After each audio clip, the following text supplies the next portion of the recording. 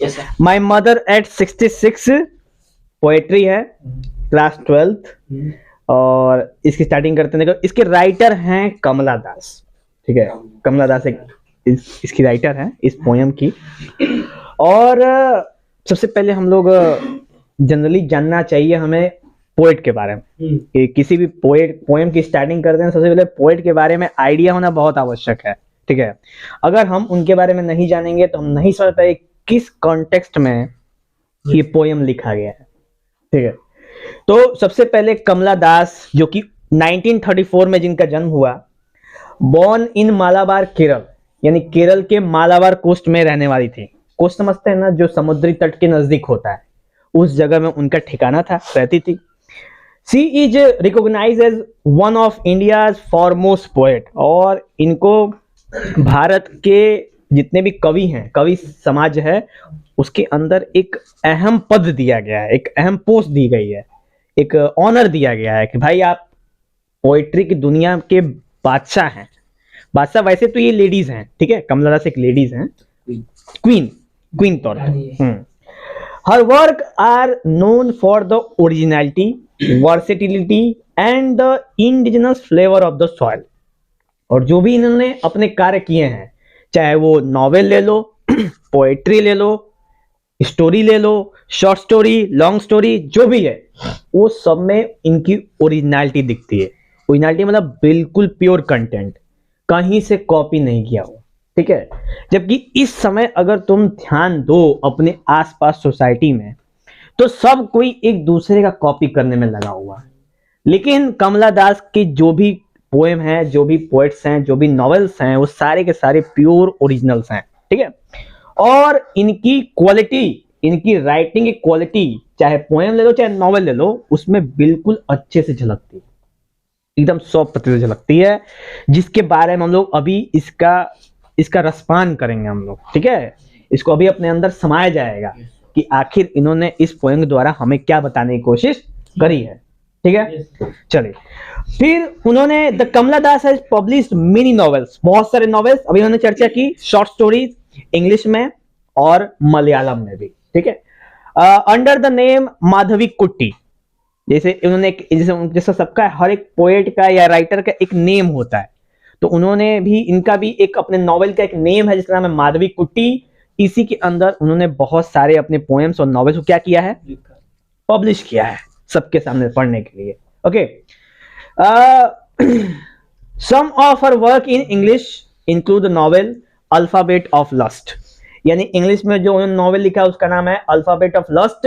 1977 में इन्होंने पहला ये नॉवेल लिखा। एक कलेक्शन ऑफ शॉर्ट स्टोरी, यानी छोटे छोटे स्टोरीज का एक कलेक्शन बनाया जिसका नाम दिया उन्होंने पद्मावती द हार्लॉट। ठीक, और कुछ और भी छोटी छोटी स्टोरीज के उन्होंने समूह को लिखा जिसके नाम अभी मेंशन नहीं है। और अदर स्टोरीज 1992, यानी 1992 की बात है। इन और addition to 5 poetry of books, यानी कि उन्होंने साथ में कुछ 5-7 और भी पोएम की किताबें लिखी, यानी पूरी बुक लिखी जिसमें भर भर के क्या था, पोएट्री वाली बातें थी, यानी सिंपली पोएम।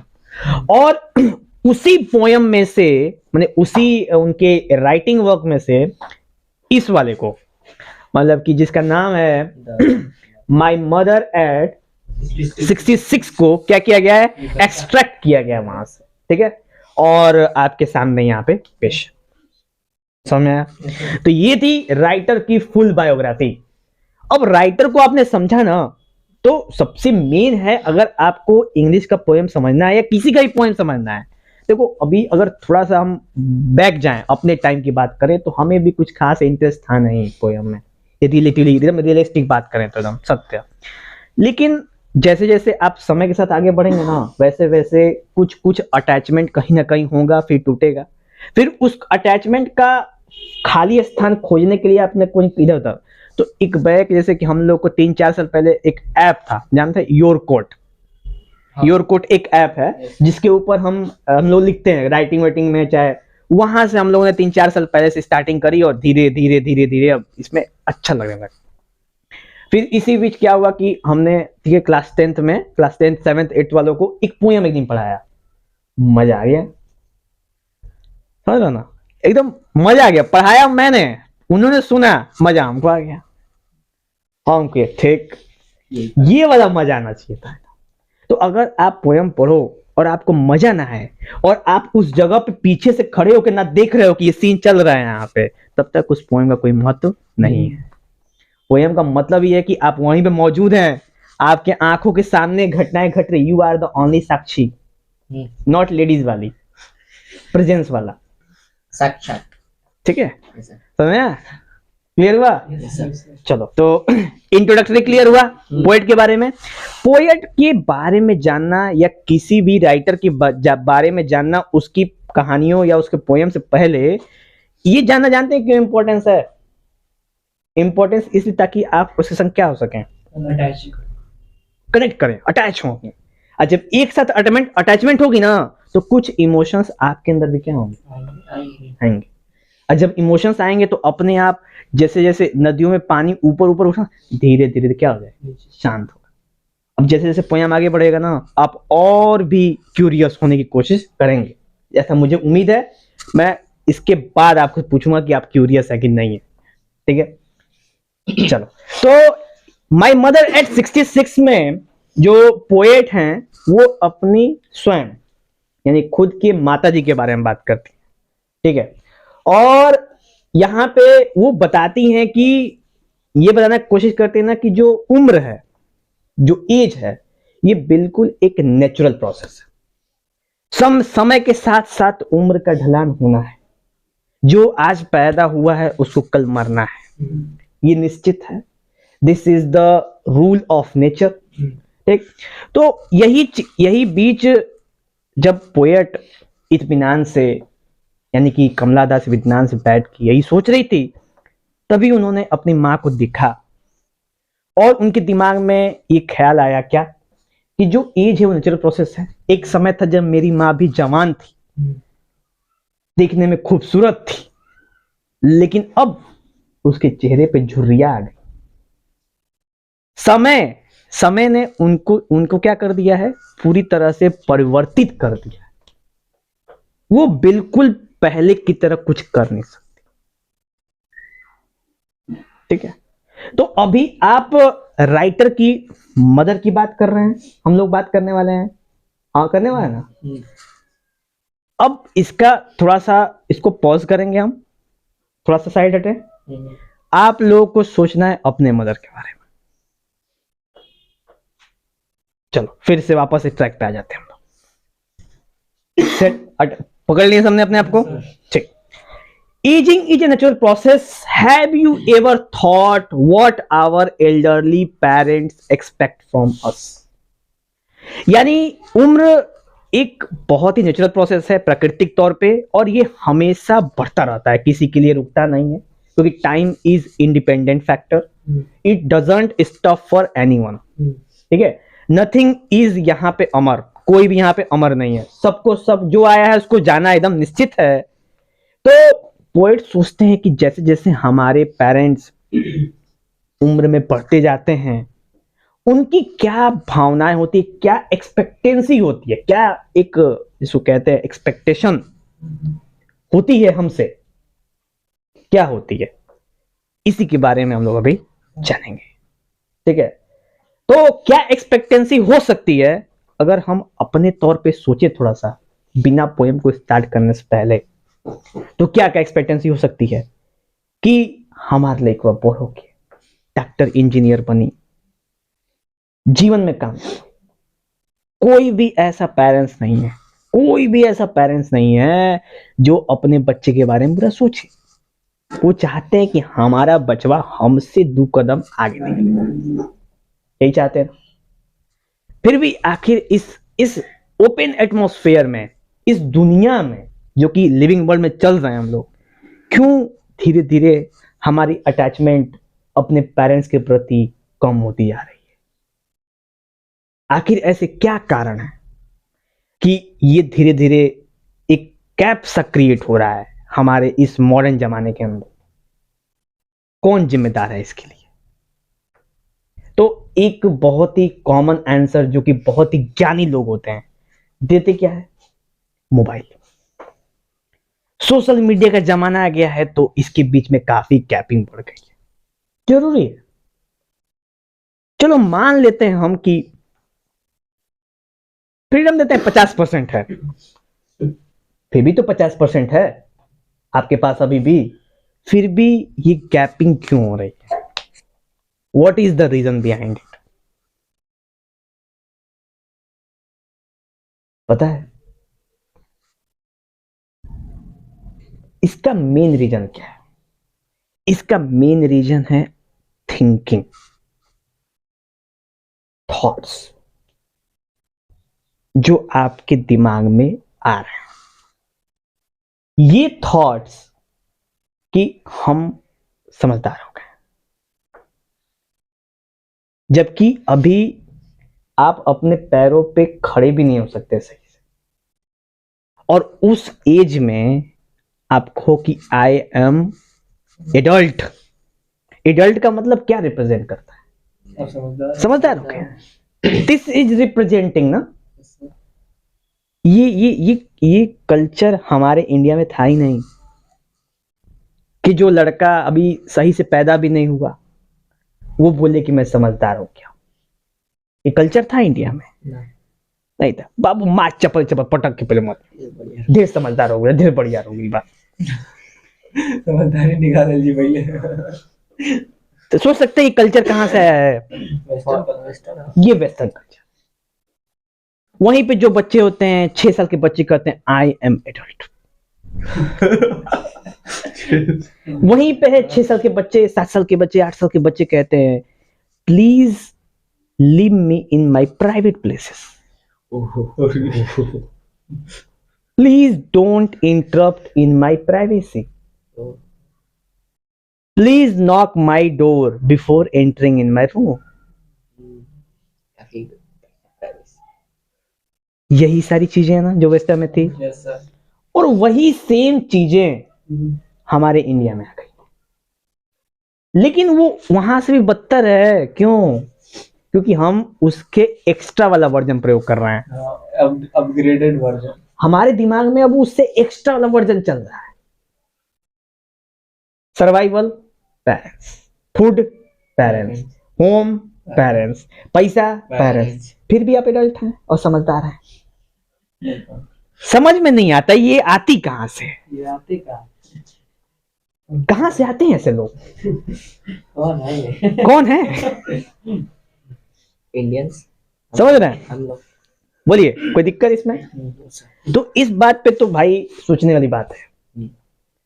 लेकिन कमला दास ये चाहती हैं कि ऐसा क्या है ऐसा कि हमारे पेरेंट्स हमसे एक्सपेक्ट करते हैं। तो हमारे पेरेंट्स ये एक्सपेक्ट नहीं करते कि हमारा लड़का कमाए लगी तो हमको पैसा दे, कभी नहीं। हमारे पेरेंट्स एक्सपेक्ट करते हैं कि हमारा लड़का खुश रहे, और जब खुश रहे तो हमसे जब भी उम्र बढ़ती जाती है ना तो पेरेंट्स की सोच होती है ना कि हमारे पास आके बैठे हमसे बात करे। लेकिन जैसे जैसे उम्र बढ़ती जाती है, गैपिंग बढ़ती जाती है, और फिर लगता है कि क्या ही बात करें हम अपने पेरेंट्स से। ऐसा ही होता है ना? क्यों? होता है ना? हाँ।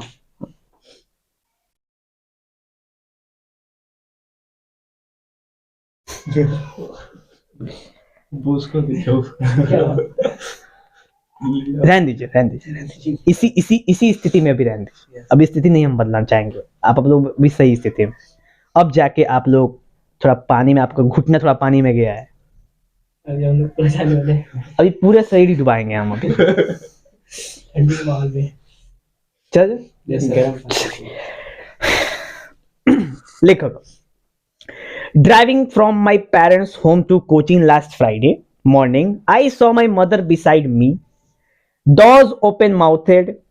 यानी कि जब मैं अपने पेरेंट्स के होम से, ठीक है, कोचिंग जा रही थी, यानी कि जो लेखक है वो छुट्टियों में, मतलब 1-2 दिन की छुट्टी होती है ऑफिस में, तो 1-2 दिन की छुट्टियों में नहीं आते हैं, जैसे घर हम पहुंचे, ठीक है, तो लेखक भी घर अपने पहुंचे, तो आप लोग भी घर अपने पहुंचे।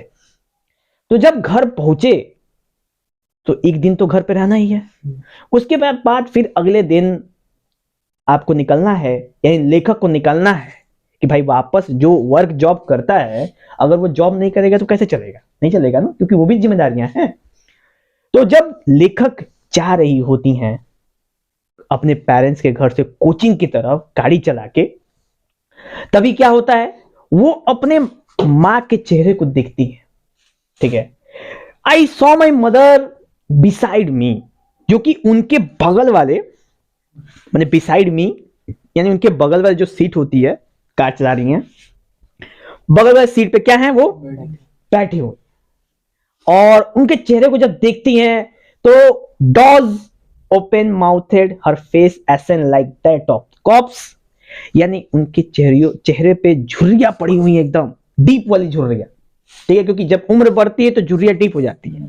ठीक है, ठीक। ओपन माउथेड यानी खुला हुआ मुंह, खुला हुआ मुंह, हल्का पीला पड़ गया, चेहरे पे झुर्रियां, वो भी काफी डीप वाली लाइनिंग के साथ, क्योंकि आप लोगों ने बूढ़े लोगों को देखा हो, और चेहरा बिल्कुल डेड बॉडी की तरह, मतलब लगा कि कोई मर गया है वैसी corpse. And realise with pain that she thought away, और उनके मां के मन की बात हो रही है, क्योंकि मां के मन में क्या है, चेहरे पे कुछ ऐसी, जैसे जब भी कोई ऐसे लोग जो अपने काफी करीबी होते हैं, जब वो दूर जाते हैं ना, तो अपने आप जो एटमॉस्फेयर होता है वो चेंज हो जाता है दिमाग का, और ऊपर से पेरेंट्स वो तो और चेंज हो जाएंगे।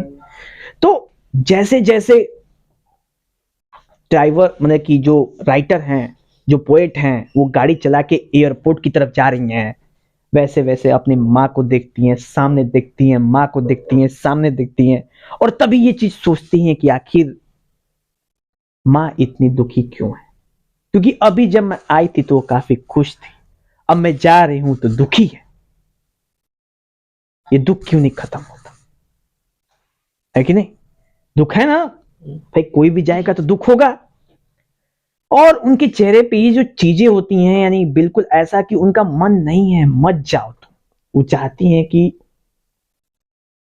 माँ चाहती हैं कि राइटर उनके पास रहे, माँ चाहती हैं कि आप उनके पास रहे,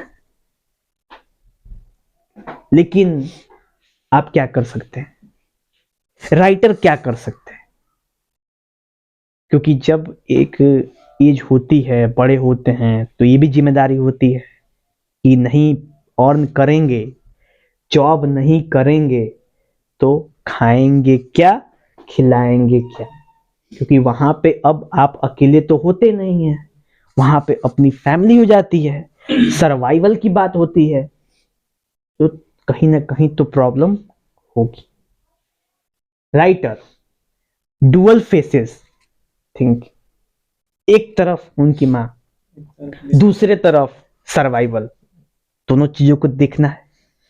तो फिर देखिए, looked but soon put that thought away and looked out at young trees sprinting, और तुरंत वो जो देखती हैं राइटर अपनी माँ के चेहरे को और ये सारी चीज सोचती हैं, तो उनका मन विचलित हो जाता है कि आखिर मैं कर क्या रही हूं, इस जीवन में मेरे को क्या करना है।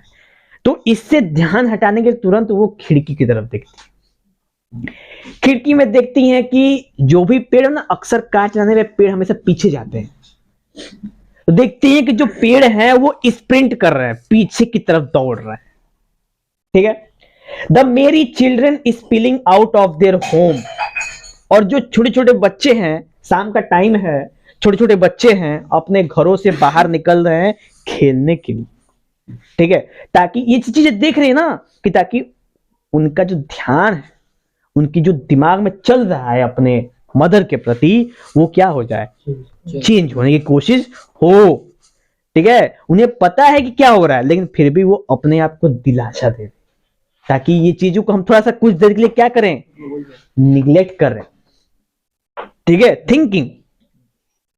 अच्छा, but after the airport security check standing a few yards, यानी कि जब लेखक पहुंचती, पोएट पहुंचती हैं एयरपोर्ट, वहां पे सिक्योरिटी चेक होता है। हाँ। सिक्योरिटी चेक के बाद जब आप अंदर प्रवेश कर गए पोएट आप, तो वहां पे खड़े होते हैं कुछ दूर पे और वहां से देखते हैं। क्या देखते हैं? कुछ ना कुछ तो देखेंगे। बहुत ही गंभीर बात है, ठीक है। तो few yards away I looked again at her, और पोएट दोबारा अपनी मां के चेहरे को देखती है। जब वो कुछ दूर आ जाती हैं अंदर एयरपोर्ट की तरफ, यार्ड की तरफ, और अपनी मां के चेहरे को देखती हैं, wan pale as a late winter moon and felt that old, और सोचती हैं कि मेरी मां जब छोटी थी, कम उम्र की थी, तो कितनी सुंदर थी, लेकिन इस उम्र ने क्या कर डाला, पूरा का पूरा नक्शा ही बदल डाला। आज वो इतनी बेबस हैं कि ये भी नहीं कह सकती कि बेटी रुक जा, लेकिन उनका चेहरा सब कुछ बयां कर रहा है। जो उनका चेहरा है ना, वो कैसा पीला पड़ गया है। किस वजह से? बेटी जा रही है, कह नहीं सकते, दुखी हैं। जा तो रही है, रोक तो सकते नहीं, क्योंकि काम तो है, नहीं करेंगे तो कमाएंगे क्या, कमाएंगे नहीं तो खाएंगे क्या, समझे? यस। और पीला हो गया, जैसे कि इस ठंडी के टाइम में आसमान कभी हल्के धूप से पीला पड़ जाता है ना, बिल्कुल उस तरह का पीलापन, जिसमें जो हमारे आसपास का मौसम होता है वो खुद अपने को काटने को दौड़ता है। एक जल्दी हटो यार, पूरा बेकार सा एटमॉस्फेयर बना रहता है, समझ? दिमाग को ऐसी की तैसी कर देता है। वही फेल दैट ओल्ड फैमिलियर एक, और वो वही पुराने दर्द को जो उनकी मां सोच रही होती है अंदर, यहाँ पे वो राइटर कहाँ फील करती हैं? यहाँ पे। जो मां सोच रही थी यहाँ पे, क्योंकि मां तो कुछ कह नहीं सकती। ये सब सोच कौन रहा है?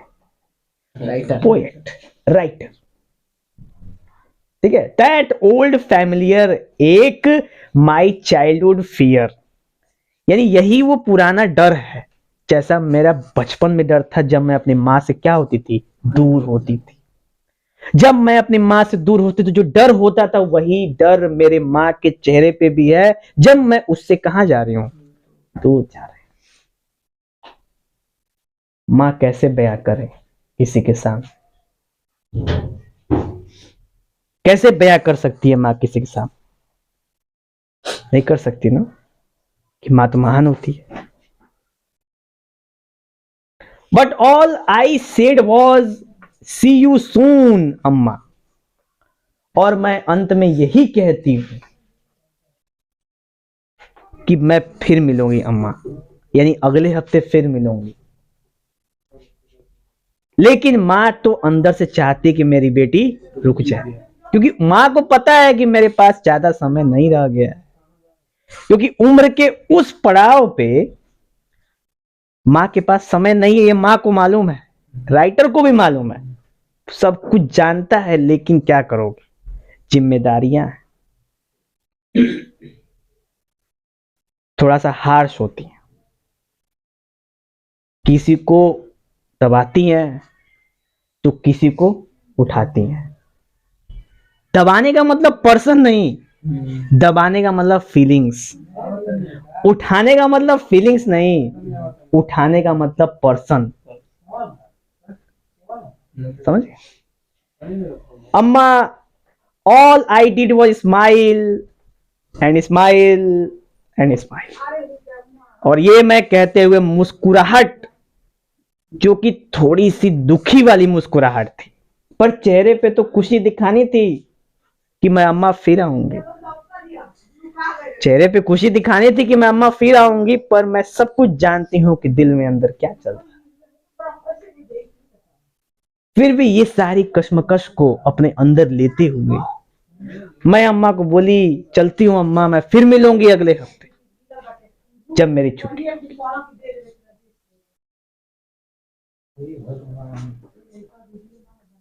खत्म। राइटर चली गई अपने घर और पर्दा गिरता है। खत्म हो गया।